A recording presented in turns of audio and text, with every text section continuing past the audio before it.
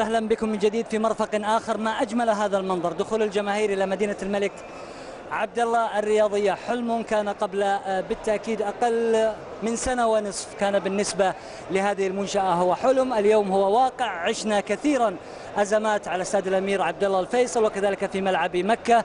بالنسبة للسعة الجماهيرية، هذه المدينة تعيش كرة القدم، طرفاها يعيش كرة القدم. هناك أيضا من ينتمي إلى أندية أخرى يعيش في مدينة جدة يعشق كرة القدم، لذلك لا نستغرب هذا التواجد الجماهيري وهذه الحشود التي تأتي. نقول بالنسبة للرياضيين ما أجملها من هدية وما أجمل من منظر دخول هذه الجماهير. في القادم من الأيام والمباريات بالتأكيد سيكون النظام واضح، وأيضا قد اعتادت عليه الجماهير. لا نحكم من التجربة الأولى، ولكن نقول حتى الآن هي تجربة جيدة جدا. الإمكانيات والجماهير واعية وستتعامل إن شاء الله مع النظام متى ما وجدت هذا النظام. أما بالنسبة للتواجد الجماهيري الكبير أمر طبيعي، نتحدث عن حفل افتتاح هذه الجوهرة ونهائي كبير ما بين الأهلي والشباب. أحد المرافق هنا بالنسبة للجماهير سواء المخصصة للمياه كذلك للأكل.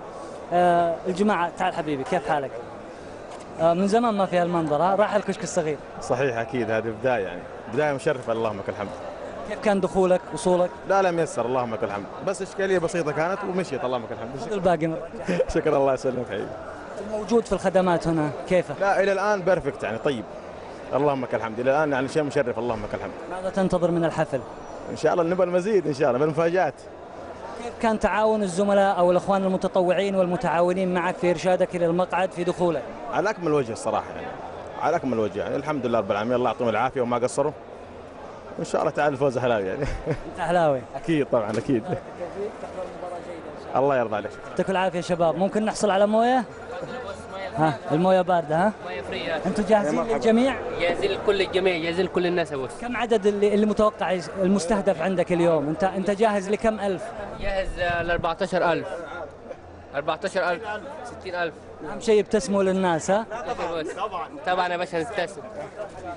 ايضا مكان اخر في هذه المنشأة، احنا بطريق الخروج، زميلي المصور.